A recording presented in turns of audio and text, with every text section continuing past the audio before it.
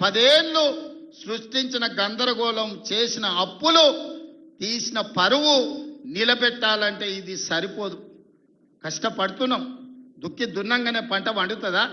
ఇతనాలు జల్లాలి, అదునవ్వాలి, ఇతనాలు జల్లాలి, కాలం కలిసి రావాలి, పంట వండాలి. ఒకవేళ పంట వండినా కోతకొచ్చిన సమయంలో అకాల వర్షం వడగండ్ల వాడల పడితే పండించిన పంట కూడా నేలపాలే అవుతుంది. కాలం కూడా, దేవుడు కూడా మనల్ని ఆశీర్వదించాలి. ఇవాళ తెలంగాణలో కాలం కలిసి వచ్చి దేవుడు ఆశీర్వదించిండు కాబట్టి ఇవాళ కష్టపడ్డాం. మొన్న ఆయన వచ్చిండు 2 ఏళ్ల తర్వాత. ఏదో మంచి చెప్తాడేమో అనుభవంతో నేను అనుకున్నా. పెద్ద మనిషి కదా, మనం కూడా ఈ మధ్యకాలంలో ఎప్పుడేం అనలేదు. ఏదైతే మీకు చెప్పినో అంతకంటే ముందు నా మీద 181 కేసులు పెట్టిండు. చెంచల్గూడ, చెర్లపల్లి జైల్లో బంధించిండు. ఎన్నో రకాలుగా సతాయించిండు. నన్నే కాదు, నా కుటుంబాన్ని కూడా పట్టి పీడించిండు. కానీ బాధ్యత వచ్చినాక ఆలోచన చేసిన, నా కోపాన్ని, నా బాధను దృష్టిలో పెట్టుకొని ఇవాళ పగ సాధించే కార్యక్రమాలు మొదలు పెడితే, ఆయన పై వలగొట్టే పని పెడితే రాష్ట్రానికి నష్టం జరుగుతుందని తూవాన్ పాపన వాడు పోతాడు. పోని మనం మంచి పని చేయాలి. దేవుడు శిక్ష ఇచ్చిండు. నేను ప్రమాణ స్వీకారం చేసినాడే కూలబడ్డాడు, నడువిరిగింది. ఇంక ఇంతకంటే పెద్ద శిక్ష నేను జైలు వేసినా అయ్యేదేం లేదు. ఆయననే ఫామ్ హౌస్ను ఒక బందీఖానగా మార్చుకొని చుట్టూతో నా పోలీసులే ఉన్నారు, లోపల ఆయన ఉన్నాడు. చెర్లపల్లికి పంపించినా, చెంచల్గూడకు పంపించినా గదే అవుతుంది కదా. ఇక తిండి బరువు నాకు ఎక్కువ అవుతుంది. అదొకటి. లోపల చెర్లపల్లి, చెంచల్గూడ పెడితే ఆయన తిండే తినికి మళ్ళీ ఆయన ఏదైనా కావాలంటే అదిగిన చేస్తే సర్కార్కి ఎక్కువ ఖర్చు అవుతుంది. తిండి ఆయన సంపాదించేది ఇన్నా ఫామ్ హౌస్లే ఒక బందీఖానగా పెట్టుకొని చుట్టూతో మన పోలీసులే పహారా కాస్తున్నారు. ఇక ఆయన చేసిన పాపాలకు ఆయననే పోతాడని ఊరుకున్నా. ఎప్పుడన్నా ఏమన్నా అన్నానా? ఎప్పుడన్నా ఏమన్నా అన్నానా? మీరు చెప్పురు. ఇక్కడ పాత్రికేయ మిత్రులు ఉన్నారు అందరు, నాకు కూడా దోస్తులే కదా వాళ్ళందరూ. చెప్పురు, ఎప్పుడన్నా ఏమన్నా అన్నానా? ఒక్క కేసు అయినా పెట్టినా? పోనీ ఈ జిల్లాలో ఎవరి మీద నన్ను ఒక కేసు పెట్టినా? ఎన్ని పాపాలు చేసారు వాళ్ళు ఎమ్మెల్యేలు, మంత్రులు మీకు తెలుసు కదా. ఎంతమంది ఆస్తులు గుంజుకున్నారు మీకు తెలుసు కదా. ఎవరినన్నా నేను కక్షతోనేమన్నా చేసినా? నేను ఒకటే అనుకున్నా, ఎవరి పాపానికి వాడు పోతాడు. మనం చూసినా చూడకపోయినా పైన దేవుడు ఉన్నాడు, పైనుంచి కిందికి చూస్తూనే ఉంటాడు. ఎవరి లెక్క వానికి రాస్తూనే ఉంటాడు, ఎవరి మిత్తి వానికి చెల్లిస్తూనే ఉంటాడని. ఆ మిత్తిలో భాగంగానే నేను ప్రమాణ స్వీకారం చేయడానికి పోయిన రోజే మంచం మీద నుంచి బోర్ల పడి మక్కెలు ఇరిగి మూలకు పడ్డాడు. ఇక ఆయన నిన్నొచ్చి పెద్ద మనిషిలాగా మంచి చెప్తాడేమో అనుకున్నా. తోలు తీస్తా అని అన్నాడు. తోలు తీస్తాడంటేనే ఇక నేను చెప్పదలుచుకున్నా, అయ్యేగా నా సంగతి వదులు కానీ మా సర్పంచులు వచ్చిండ్రు, రా ఏ తోలు తీస్తావురా? నీ తోలు తీసుడు కాదు, నిన్ను చీరి చింత కట్టి చింతమడకల ఏలాడేసి కొడతారో లేదో మా సర్పంచులు, రా కొడంగల్కి వస్తావా లేకపోతే మమ్మల్ని చింతమడకకు రమ్మంటావా? మా సర్పంచులను తోలుతా. సోయి లేని మాటలు, స్థాయి లేని విమర్శలు. ఒక్కటన్నా అక్కడికి వచ్చే మాట మాట్లాడేండా? 10 ఏళ్ళు నువ్వు పూర్తి చేస్తే, 10 ఏళ్ళు ఎస్ఎల్బి పూర్తి చేస్తే నల్గొండకు 4 లక్షల ఎకరాలకు నీళ్లు వచ్చేది. 10 ఏళ్ళు పాలమూరు రంగారెడ్డి పూర్తి చేస్తే పాలమూరు జిల్లాలో 10 లక్షల ఎకరాలకు వచ్చేది. కల్వకుర్తి పూర్తి చేస్తే 3.5 లక్షలకు వచ్చేది. భీమా పూర్తి చేస్తే 2 లక్షలకు వచ్చేది. కోయిల్ సాగర్ లేకపోతే ఏది చేసినా, నెట్టంపాటు చేసినా, నా మక్తల్ నారాయణపేట కొడంగల్ పూర్తి చేస్తే 1.5 ఎకరాలకు మాకు నీళ్లు వచ్చి ఇవాళ కందులు వండించి, జొన్నలు వండించి, కల్తీ కళ్ళు దాగి బతికే పరిస్థితి మాకెందుకు ఉంటుండే? మేము కూడా మీ లెక్కనే మంచిగా పంటలు వండించేటోళ్ళం, మంచి బట్టలు తొడుక్కునేటోళ్ళం. మేము కూడా మా పిల్లల్ని చదివించుకునేటోళ్ళం.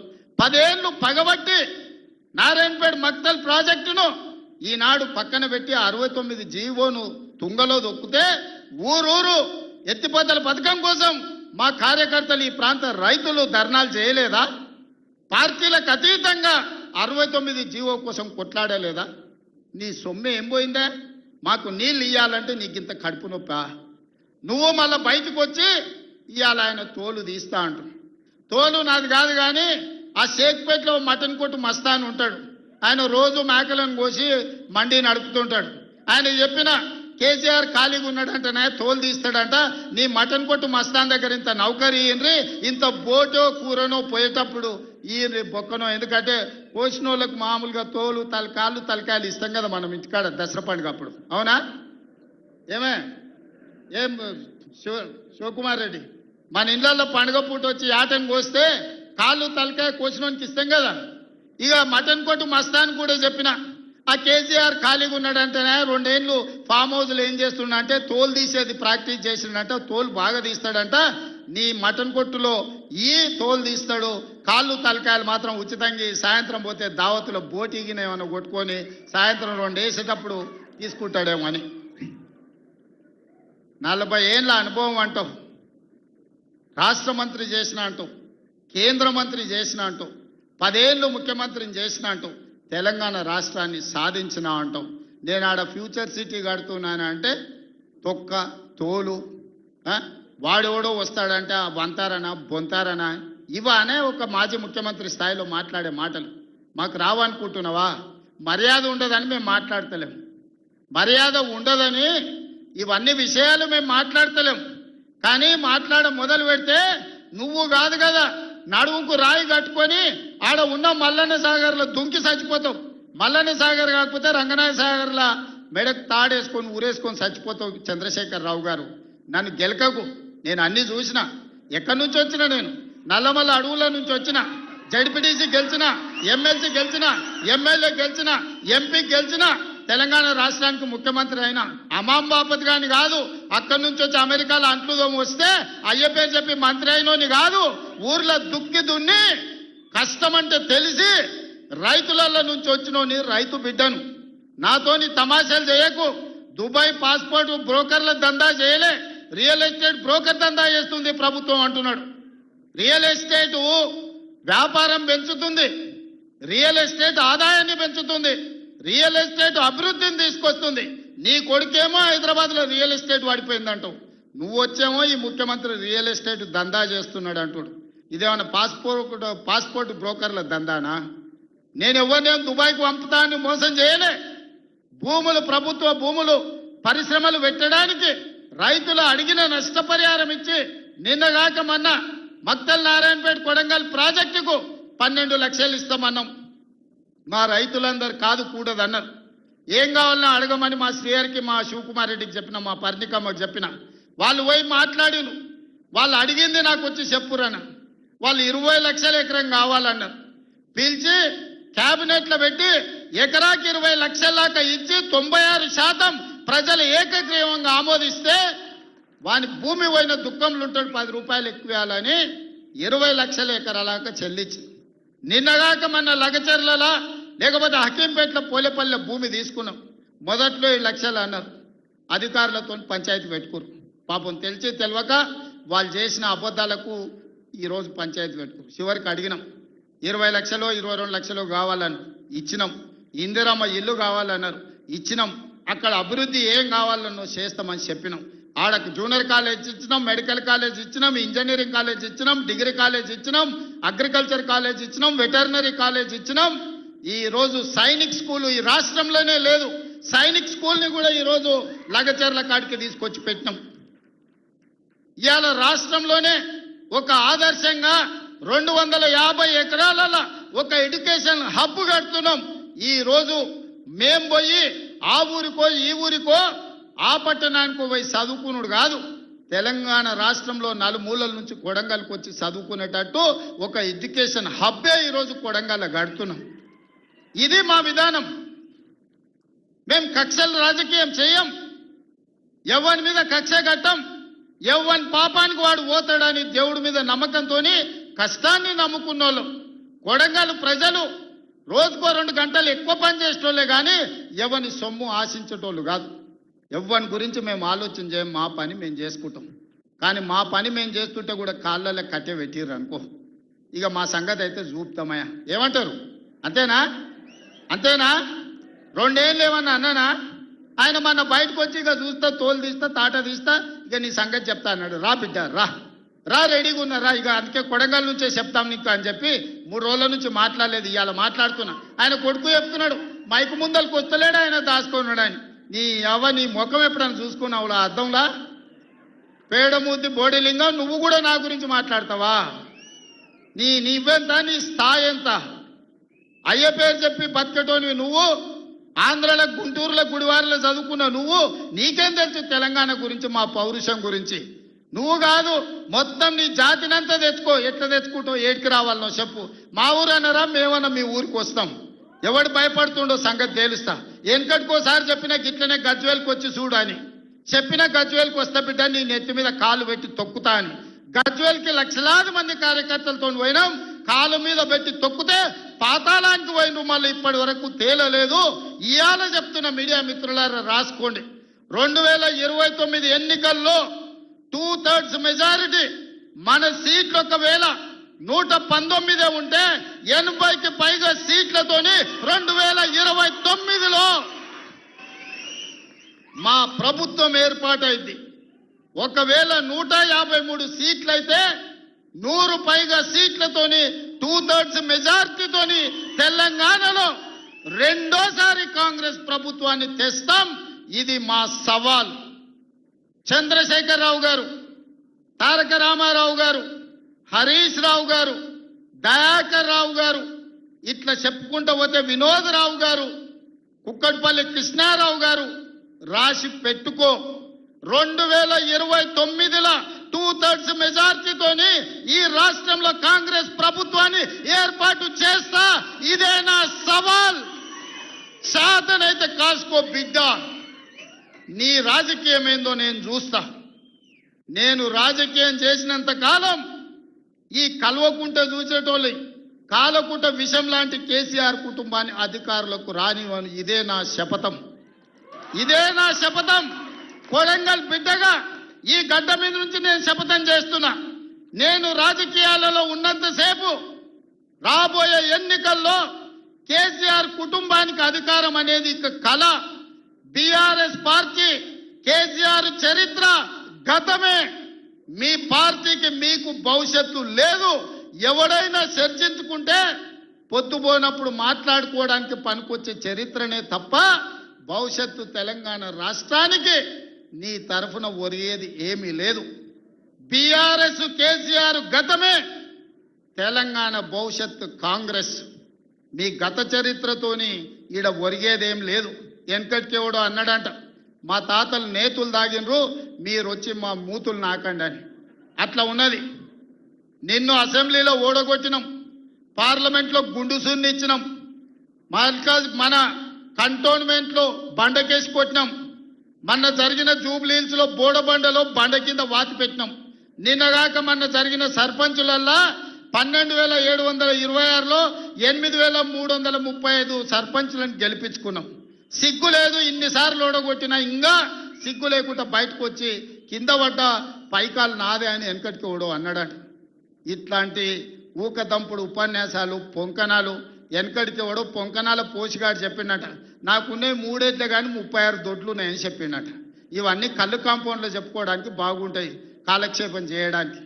కళ్ళు కాంపౌండ్ మాటలు మాట్లాడకండి తండ్రి కొడుకులు. ఇవన్నీ మేము చూసినాం. శాతనైతే రాండి, ఏందో చెప్పు, దాని ప్రకారం చేద్దాం. 29లో తేల్చుకుందాం ఇవాళ చెప్తున్నా. కాబట్టి ఇప్పటికైనా చంద్రశేఖరరావు గారు, మీ వయసుకు గౌరవిస్తాం, మీ అనుభవానికి గౌరవిస్తాం.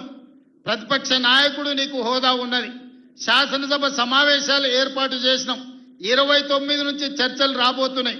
29 నాడు నువ్వు అడిగి ఎన్ని రోజులు సభ జరుపుదామో, నువ్వు అడిగినన్ని రోజులు అసెంబ్లీ నడిపిస్తా. నువ్వు చెప్పిన అన్ని చర్చ పెడదాం, ముఖాముఖి చర్చ చేద్దాం. వెనకంగా మాట్లాడు వెనక్కి కూర్కుడు కాదు.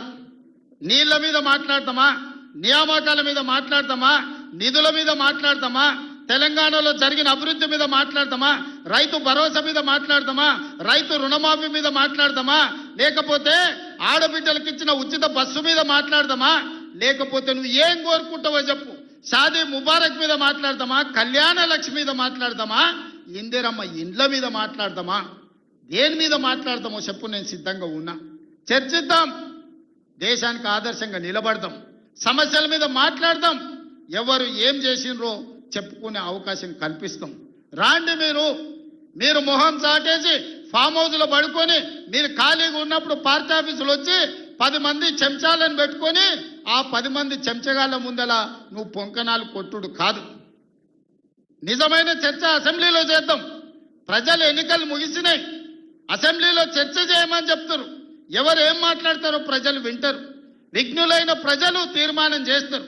ఇలా సర్పంచులు అయిపోయినాయి, గ్రామ సభ పెట్టి సమస్యలు పరిష్కరించాల్సిన వాళ్ళు మళ్ళా సందు సందు ఇల్లు తిరుగుతుందా అంటే ఏమన్నా అర్థం ఉందా? సర్పంచులారా మీరు చెప్పండి. ఇల్లు తిరిగిండ్రు, ప్రజల దగ్గరకు పోయిరు, ప్రతి తలుపు తట్టిండ్రు, ప్రతి గుండెకి చేరు, నమస్కారం పెట్టిరు, గెలిస్తే వాళ్ళు తీర్పు ఇచ్చారు, మీరంతా సర్పంచులయ్యారు. గ్రామ సభ పెట్టి గ్రామ పంచాయతీలో మాట్లాడుకోవాలి, అంతేనా? వార్డు మెంబర్లు, ఉప సర్పంచ్, సర్పంచ్ కూర్చొని మాట్లాడుకొని ఏ సమస్యలున్నా పరిష్కరించుకుంటాం. అది ఇచ్చిపెట్టి మళ్ళీ ఎవడో పోరంబోకోడు ఇల్లు తిరుగుదాం రా అంటే పోతారా? ఇవాళ కేసీఆర్ కూడా గట్టిగా మాట్లాడుతున్నాడు. ఈడ మాట్లాడదాం రావంటే రంగారెడ్డి జిల్లాలోటి, పాలమూరులోటి, నల్గొండలోటి ఆయన మీటింగులు పెడతాడంట.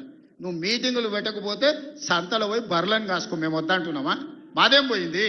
నీకు పొద్దు పోకపోతే మా కల్వకుర్తి సంతల్లో, కొడంగల్ సంతల్లో, ఇట్లకెళ్ళ మా ఎడ్ల సంతలు బొచ్చడు ఉన్నాయి, మత్తల్లో కూడా లేదు. పెబ్బేరులో పెద్ద సంత ఉన్నది, పసుల సంత. పోయి ఆడ పసుల కాడ పోయి బర్రం కాసుకోపో, నేను వద్దంటున్నానా? నాదేం పోయింది? నీకు ఎట్లాగూ పని లేదు, ఖాళీగా ఉన్నావు పోయి ఆ పెబ్బేరు సంతలో బర్రెలు కాసుకోపో, బర్రెలు కొనుక్కోపో, నేను వద్దానేనా? చర్చ చేయడానికి సభ ఉంది, అర్థవంతమైన చర్చలు చేద్దాం, తెలంగాణ ప్రజలకు వివరిద్దాం. అప్పుల మీద వివరిద్దామా, అభివృద్ధి మీద వివరిద్దామా, ఉద్యోగ నియామకాల మీద వివరిద్దామా, నీళ్ల మీద వివరిద్దామా, నువ్వు కట్టి కూలిన కాళేశ్వరం మీద మాట్లాడదామా, టెలిఫోన్ ట్యాపింగ్ మీద మాట్లాడదామా? సొంత బిడ్డనే ఇంటల్లుడు ఫోన్ ట్యాపింగ్ చేసినోడు ఇంతకంటే సిగ్గులేనోడు ఉంటాడా అని వాళ్ళు చెప్తారు. ఓ పక్కన నేను 1 కోటి మంది ఆడబిడ్డలకు చీర పెడతా, సారె పెడతా నేనంటే ఉన్నొక్క చెల్లెల్ని ఇంట్లోకెళ్ళి బయటకు వెళ్ళగొట్టిన వాడు ఆస్తిలో వాటా అయ్యేస్తుంది. గంత పనికిమాలినోడు, సొంత చెల్లెలకే చీర పెట్టలేనోడు, సొంత చెల్లెలకే పండుగ పూట బుక్కెడు బువ్వ పెట్టినోడు, వాడు కూడా ఒక మనిషా? మా ఆడబిడ్డలను ఆలోచన చేయమని అంటున్నా. ఏం ఆశిస్తామమ్మ పుంటింటి కాడ మనం? చెప్పురి. మెట్టింటికి వచ్చిన తర్వాత పండుగ పూట ఇంత బుక్కెడు పువ్వు పెడతాడు, మా ఎన్నో తమ్ముడో ఉంటే చీర పెడతాడు, ఇంటి ఆయన ముందర ఇజ్జత్ పోకుంటూ ఉండని కానీ కోరుకుంటాం, గంతేనా? వాళ్ళ ఆస్తి అడుగుతామా? ఆడపిల్లలు మీరు సగం మంది సర్పంచులు ఉన్నారు కదమ్మా, ఆడపిల్లలారా మీరు చెప్పండి. పుట్టింటి గౌరవం నిలబెట్టడానికైనా ప్రయత్నం చేస్తారు కదా మీరు మీ అత్తగారింటి కాడ.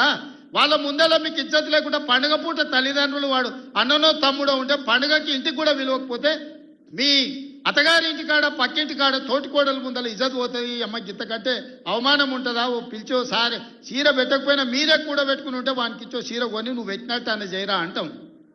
పుట్టింటి ఇజ్జత్ ఎవరన్నా తీస్తారా? ఏ ఆడబిడ్డనన్నా తెలంగాణలో ఉన్న ఆడబిడ్డ ఎవరైనా ఎంత కష్టమని ఉండని, ఎంత నష్టమని ఉండని, పుట్టింటి ఇజ్జత్ నిలబెట్టడానికైనా ప్రయత్నం చేస్తుంది కదా. మీరు అందరు కూడా తెలంగాణ ఆడబిడ్డలే కదా. ఇవాళ ఇంతో అంతో తండ్రి గాలికి సంపాదించిన దాంట్లో వాటా ఇవ్వాల్సి వస్తుందని మెడలు పట్టి దొబ్బితీవి నీ సొంత చెల్లెలు. నీ సొంత చెల్లెలకే సమాధానం చెప్పలోని ఆయన నాకు సవాలు ఇసురుతున్నాడు. ఈ అవ్వ లాగులో తొండలు ఇచ్చి కొత్త బిడ్డ నేను అనుకుంటున్నావేమో. నా సంగతి ఇంకా తెలియదు, మీ నాయనని అడిగి ఇంటికి పోయి చెప్తాడు. అమెరికాలో బాత్రూమ్లు అడిగినట్టు అనుకుంటున్నావు నాతో మాట్లాడు అంటే, నేనేదో మార్చుకుంటుండే పోని ఆవుల పోరోడు గాలికి తిరిగేటోడి గాలికి అంతో నాకెందుకని ఇవన్నీ వేషాలు. ఇంకా పక్కలో ఒక నలికుట్లోడు ఉంటాడు, 6 అడుగులు ఉన్నా అనుకుంటాడు, అంత తలకాయ ఎక్కడుందో నాకు తెలియదు. కేసీఆర్ వచ్చి గర్జించిందంట, గర్జనకు నేను పోయి లోపల దాచుకున్నంట.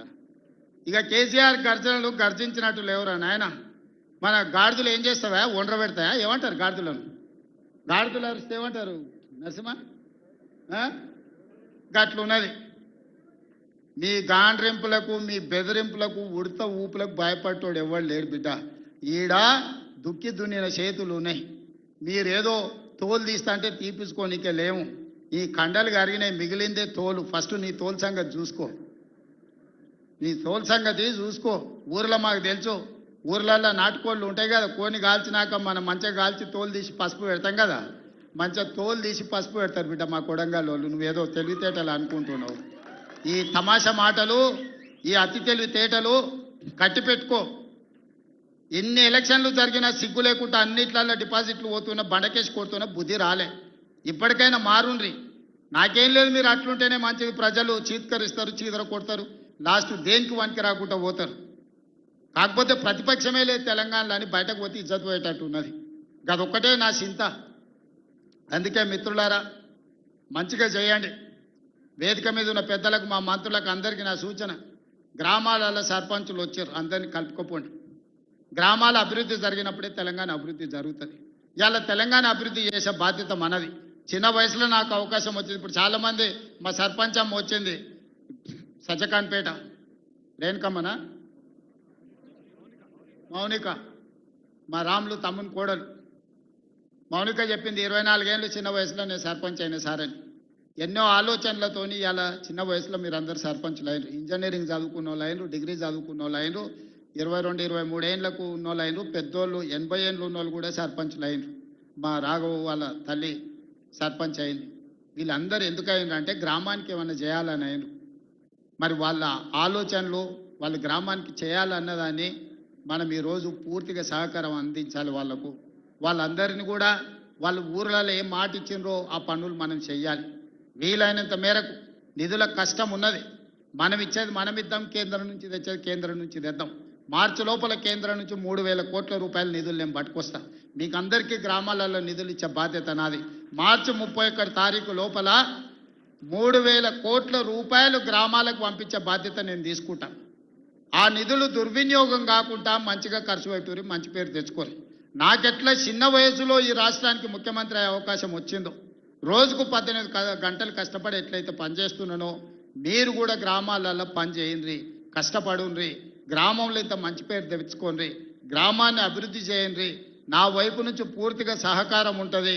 మళ్ళా 2029లో ఎన్నికలు వచ్చినప్పుడు ఎవరి లెక్క వాళ్ళు చూసుకుందాం, ఎన్నికలు వచ్చినప్పుడు చూసుకుందాం. ఇప్పుడు కేవలం అభివృద్ధి మీదనే దృష్టి పెడదాం, గ్రామాలను ముందుకు తీసుకెళ్దాం. గ్రామాలు అభివృద్ధి చెందినప్పుడే తెలంగాణ రాష్ట్రం అభివృద్ధి చెందుతుంది. ఆ విధంగా ముందుకు వెళ్దామని మీరందరూ సిద్ధమే కదా గ్రామాలను అభివృద్ధి చేయడానికి? మీరందరూ సిద్ధమే కదా? ఇవాళ మా పోలీసు వాళ్ళు చెప్పినా కానీ మరి ఏమైందో, గెలిపించిన వాళ్ళేమో బయటూరు, గెలిచిన వాళ్ళేమో లోపలూరు. బయట చాలా మంది మా ముఖ్యమైన నాయకులందరూ కనిపించారు, పలకరించుకుంటూ వచ్చిన. ఏందా అంటే మా రాఘవ్ 10 పాసులే ఇచ్చిండు అన్న, ఏం చేయాలని అంటుండు. కాకపోతే మా ఇందరు మరి పరిస్థితి ఏమో పాసులు ఇచ్చేది లేదు. బయట ఉన్నోళ్ళు తక్కువ కాదు, లోపలికి వచ్చిన వాళ్ళు ఎక్కువ కాదు. మీరందరూ నా కుటుంబ సభ్యులే. మళ్ళీ నేను వస్తా, మీ అందరినీ కలుస్తా, మళ్ళీ కూర్చొని అభివృద్ధి చేసుకుందాం. కొడంగల్ని ఒక ఆదర్శ నియోజకవర్గంగా తీర్చిదిద్దుదాం. ఇది నా ఒక్కడి వల్ల సాధ్యం కాదు, మీ అందరు సహకరిస్తేనే సాధ్యం. అయితే అన్ని గ్రామాలకు ఏం కావాలనో గ్రామ సభలు పెట్టుకోండి, గ్రామ సభలలో చర్చించుండ్రి, మంచి పనులు చేద్దామని తెలియజేస్తూ మీ అందరి దగ్గర సెలవు తీసుకుంటున్నా. పెద్ద ఎత్తున మిమ్మల్ని గెలిపించిన వాళ్ళకి సప్పట్లు కొట్టుర్రి. ఎందుకంటే మీ గెలుపులో బయట ఉన్న వాళ్ళు ఉండరు. ఈ సప్పట్లు అన్నీ బయట ఉన్న వాళ్ళకి వినిపించాలి. మా మీడియా వాళ్ళు కూడా తీసి బయట ఉన్న మా కార్యకర్తలకు, నాయకులకు చూపించాలి. గట్టి కొట్టుర్రి, ఇంకా గట్టి కొట్టుర్రి, ఇంకా గట్టి కొట్టుర్రి. సీటీలు రావానే కొడంగల్ వాళ్ళకు సీటీలు కొట్టారేమా? ఇప్పుడు నమ్మకం వచ్చింది, బయట ఉన్న వాళ్ళకు కూడా సంతోషమైంది. మీరు అందరు సీటీలు కొట్టి ఈ గెలుపును ఒక పండుగలాగా చేసినందుకు మీకు అందరికీ ధన్యవాదాలు తెలియజేస్తూ సెలవు తీసుకుంటున్న. ధన్యవాదాలు మిత్రులారా. 2009లో నన్ను ఆశీర్వదించి శాసనసభకు పంపిస్తే ఈనాడు తెలంగాణ రాష్ట్రానికి ముఖ్యమంత్రినై కొడంగల్ గడ్డ మీద నుంచి నిలబడి తెలంగాణ రాష్ట్రానికి నాయకత్వం వహిస్తున్నామంటే ఈ రోజు నిండు మనసుతో మీరు ఆశీర్వదించి మీ గుండెల్లో పెట్టుకొని మీ భుజాల మీద మోసిండ్రు కాబట్టే ఇంత పెద్ద పదవి, ఇంత గొప్ప అవకాశం నాకు దక్కిందని నేను భావిస్తున్నా. మిత్రులారా, చాలా మంది సర్పంచులు సమస్యల గురించి నాతో చెప్పాలని, చాలా వరకు సమస్యల పరిష్కారానికి నిధులు మంజూరైనా ఇంకా సమస్యలు ఉన్నాయి, మేము ఎంతో ఆశ పెట్టుకున్నాం, మీరు అండగా నిలబడతారని ఇప్పుడు ముఖ్యంగా మహిళా సర్పంచులు నా దృష్టికి తేవడం జరిగింది. ఈ వేదిక మీద నుంచి మీ అందరికీ ఒక మాట ఇస్తున్నా, కొడంగల్ శాసనసభ నియోజకవర్గాన్ని ఈ దేశానికి ఆదర్శంగా తీర్చిదిద్ది ప్రతి గ్రామానికి, ప్రతి తండాకు రోడ్లు పూర్తి చేయడమే కాకుండా గుడి, బడి, తాగడానికి నీళ్లు, పేదవాళ్లకు రేషన్ కార్డులు, ప్రతి పేదవాడికి సన్న బియ్యాన్ని అందుబాటులోకి తెచ్చి ప్రతి పేదవాడికి ఇందిరమ్మ ఇల్లు ఇచ్చి ఈ ప్రాంతంలో చదువుకునే పిల్లలకు చదువుకోవడానికి అన్ని అవకాశాలు ఈ ప్రాంతంలో తీర్చిదిద్దుతాం. చదువుకున్న నిరుద్యోగ యువకులకు ఉద్యోగ ఉపాధి అవకాశాలు కల్పించడానికి ఒక పెద్ద పారిశ్రామిక వాడను, ఒక ఇండస్ట్రియల్ పార్కును మన దగ్గరనే అభివృద్ధి చేసుకుందాం. మన ప్రాంతంలో చదువుకున్న ప్రతి వాళ్లకు చదువు నేర్పడమే కాదు, చదువుకున్నోళ్లకు ఉద్యోగ ఉపాధి అవకాశాలు ఈ రోజు కొడంగల్ శాసనసభ నియోజకవర్గంలోనే మనం ఏర్పాటు చేసుకొని దేశంలోనే ఒక మోడల్ కాన్స్టిట్యున్సీగా మన శాసనసభ నియోజకవర్గాన్ని అభివృద్ధి చేసుకుందామని చెప్పి మీ అందరికీ తెలియజేస్తున్నా. మిత్రులారా, వేదిక మీద ఉన్న మా మండల స్థాయి నాయకులు నేను లేనప్పుడు వాళ్ళే రేవంత్ రెడ్డిలై ఇక్కడ పార్టీ కార్యక్రమాలు ప్రభుత్వ సంక్షేమ పథకాలను అమలు చేసే వాళ్లకు ఇక్కడ గెలిచి వచ్చిన మా సర్పంచులకు మా సోదరిమణులకు అందరికీ నా సూచన, ఎన్నికలు ముగిసినాయి, ఇక రాజకీయాలు లేవు. ఎన్నికలు వచ్చినప్పుడు ఎన్నికల్లో పోటీ చేసినప్పుడే రాజకీయాలు, పార్టీలు పంతాలు. ఎన్నికలు ముగిసినాయి, ఫలితాలు వచ్చినాయి, ఇక పార్టీలు పంతాలకు పోకండి. కొడంగల్ శాసనసభ నియోజకవర్గంలో ఉన్న ప్రతి పౌరుడు మన కుటుంబ సభ్యుడే. ఈ రోజు రాష్ట్రానికి నాయకత్వం వహిస్తున్న మనము వివక్ష చూయించొద్దు, అందరిని కలుపుకొని పోదాం, అందరిని కుటుంబ సభ్యులుగానే భావిద్దాం. వేదిక మీద ఉన్న మా మండల నాయకులకు కూడా నేను సూచన చేస్తున్నా, ఎక్కడైనా మీరు చెబితే వినలేదనో, మీరు నిలబడొద్దంటే ఎన్నికల్లో పోటీ చేసిండ్రనో, లేదా పక్క పార్టీ నుంచి గెలిచిండనో ఎలాంటి వివక్ష చూయించకండి. ఒకవేళ చూయిస్తే ఆ గ్రామానికి అన్యాయం జరుగుతుంది. ఎవరైనా ఎట్లయినా గెలవనియండి. మన నియోజకవర్గంలో ఏ గ్రామంలో ఏ తండాలో ఏ సమస్య ఉండకూడదు, ఏ వివక్ష ఉండకూడదు. ఈ నియోజకవర్గంలో అందరూ మనకు కావాల్సిన వాళ్ళే. నిన్నటి వరకు ఏవైనా చిన్న చిన్న తేడాలు, చిన్న చిన్న అంశాలు ఏమైనా ఉన్నా వాటిని పక్కన పెట్టండి. ఈరోజు మనము పెద్ద హోదాలో ఈ నియోజకవర్గం ఆశీర్వదిస్తే బాధ్యత నిర్వహిస్తున్నాం. పెద్ద హోదాలో మనం ఉన్నప్పుడు పెద్ద మనసుతో మనం వ్యవహరించాలి. చిన్న చిన్న విషయాలను, గ్రామ కక్షలను పెంచి పోషించకూడదు. గ్రామ కక్షలకు వ్యతిరేకంగా గ్రామాల అభివృద్ధికి పాటు పడే విధంగా ప్రతి గ్రామానికి, ప్రతి తండాకు రోడ్డు, గుడి, బడి, నీళ్ల ట్యాంకు, చదువుకోవడానికి పిల్లలకు విద్య, వైద్యాన్ని అందించి ఈరోజు మనము ఉన్నతమైన నాణ్యమైన సేవలను ఈరోజు మనం ప్రజలకు అందించాలి. ఈరోజు నేను ఒకవేళ సమయం పూర్తి స్థాయిలో మీ దగ్గరికి రాలేకపోయి ఉండొచ్చు, కానీ నాకు తెలియని విషయం లేదు. 10 సంవత్సరాలు గెలిచినా ఓడినా మీ మధ్యలోనే ఉండి ప్రతి గ్రామం తిరిగిన, ప్రతి గ్రామం పేరు, ప్రతి తండా పేరు, ఆ గ్రామంలోనూ ఆ తండాలోనూ ఏ పార్టీకైనా మీరు పని చేసినా ఆ పార్టీ నాయకుల పేర్లు నాకు సంపూర్ణంగా తెలుసు. అందుకే 2009 నుంచి 2023 వరకు ఎక్కడ నిలబడ్డా, ఎక్కడ గెలవడానికి అవకాశం ఉన్నా మళ్ళీ ఇక్కడికే వచ్చి మీ మధ్యలోనే ఉండి ఇక్కడే ఎందుకు పోటీ చేసినా అంటే ఇది నా కుటుంబము, ఇది నా సొంత ప్రాణంతో సమానము. అందుకే కొడంగల్ శాసనసభ నియోజకవర్గం నుంచే తిరిగి ఎన్నికల బరిలో దిగిన. 2018లో కుట్ర జరిగి ఓటమి చెందిన మీరు నిండు మనసుతో మళ్ళీ మల్కాజ్గిరి పార్లమెంట్లో నిలబడితే వందలాది వేలాది మంది కార్యకర్తలు ఇక్కడి నుంచి అక్కడికి వచ్చి సొంత ఖర్చులు పెట్టుకొని ఇల్లు తిరిగి కాళ్ళకు దండం పెట్టి అక్కడ ఉన్న ఓటర్లకు మా కొడంగల్లో అనుకోని తప్పిదం జరిగింది, ఈ రాష్ట్రానికి నష్టం జరుగుద్ది, మా అన్న ఓడిపోతే మల్కాజ్గిరి పార్లమెంట్లో అని మీరే తిరిగి 35 లక్షల ఓట్లున్న మల్కాజ్గిరిలో 14 రోజుల్లో మళ్ళీ ఇక్కడి నుంచి వచ్చిన కొడంగల్ కార్యకర్తలే ఆనాడు అవిరాళమైన కృషి చేసి గెలిపించడం జరిగింది. కృతజ్ఞత తీర్చుకునే అవకాశం వచ్చింది. మీకు నిజంగా సేవ చేసే భాగ్యం నాకు కలిగింది. ఈ రోజు నేను అనుకుంటే ఏదైనా చేయగలిగిన స్థాయిలో మీ ఆశీర్వాదంతో నేను ఉన్నా. ఇంతకంటే పెద్ద పదవి వచ్చేది లేదు, ఇంతకంటే మంచి అవకాశం దేవుడు ఇచ్చేది లేదు. ఇంత గొప్ప అవకాశం, ఇంత మంచి పని చేసే అవకాశం వచ్చింది ఈనాడు. అందుకే మా సర్పంచులకు ముఖ్యంగా మా మహిళా సర్పంచులకు ఇంజనీరింగ్ చదువుకున్న ఆడబిడ్డలు కూడా ఈరోజు సర్పంచులుగా గెలిచి ఉద్యోగాలు వదులుకొని ఈరోజు ప్రజా జీవితంలోకి వచ్చిండ్రు. వాళ్ళందరికీ నా సూచన ఒక్కటే, మీ గ్రామానికి ఏం కావాలనో మీరు ప్రణాళికలు సిద్ధం చేసుకోండి.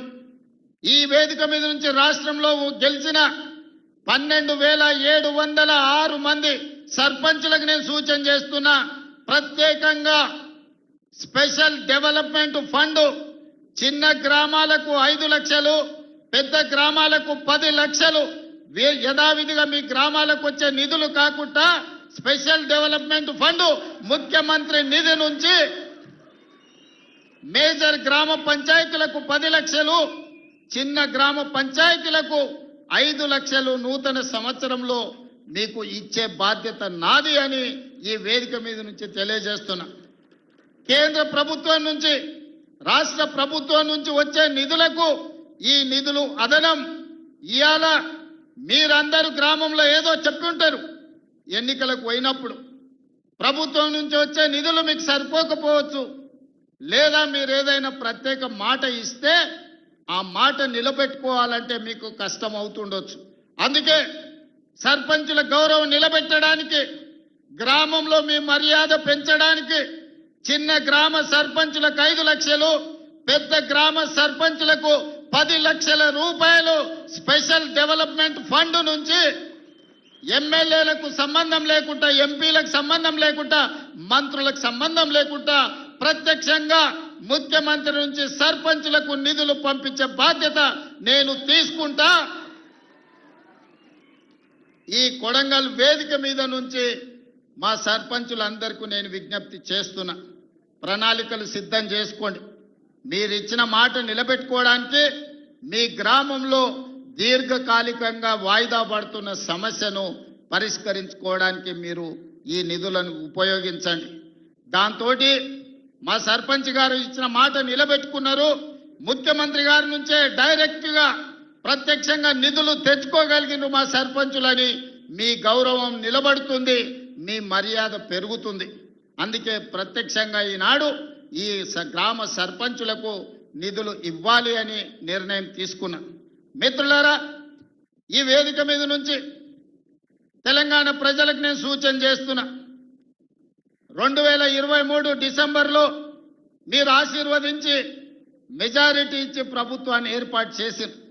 2 సంవత్సరాలు నిండుగా పూర్తి చేసుకున్నాం. ఆనాటి నుంచి ఈనాటి వరకు గత 10 సంవత్సరాలలో ఆ ప్రభుత్వం ఇవ్వని రేషన్ కార్డులు ప్రతి గ్రామంలో ఇచ్చినాం. ఇవాళ మీ గ్రామంలో ఎవరికైనా రేషన్ కార్డులు రాకపోతే గ్రామ సర్పంచులందరికీ విజ్ఞప్తి చేస్తున్నా, ఇల్లు తిరగండి, పేర్లు రాసుకోండి, ప్రతి ఇంటికి రేషన్ కార్డు ఇచ్చే బాధ్యత రాష్ట్ర ప్రభుత్వం తీసుకుంటుంది. దాంతో మీకు గ్రామాల మీద పట్టు పెరుగుతుంది. ఈనాడు దొడ్డు బియ్యం తినాలంటే బర్లకు దానా పెట్టేది. మరి ఈరోజు మా ఆడబిడ్డలు సర్పంచులు వచ్చారు, దొడ్డు బియ్యంతో నేను కాలం పోయింది, ఈరోజు సన్న బియ్యం తినాలి, ప్రభుత్వం ఇచ్చే సన్న బియ్యంతో సంటి బిడ్డలకు మీరు పౌష్టికాహారం పెట్టాలని. ఇవాళ తెలంగాణ రాష్ట్రంలో 3,10,00,000 మందికి సన్న బియ్యం అందిస్తున్నాం. ఇంకెవరికైనా సన్న బియ్యం అందకపోతే మీరు పేర్లు రాసుకరండి, ప్రతి వ్యక్తికి సన్న బియ్యం 6 కిలోలు వాళ్ళ ఇంటికి పంపించే బాధ్యత మీరు తీసుకోండి. మీ తరఫున మీకు బియ్యం ఇచ్చే బాధ్యత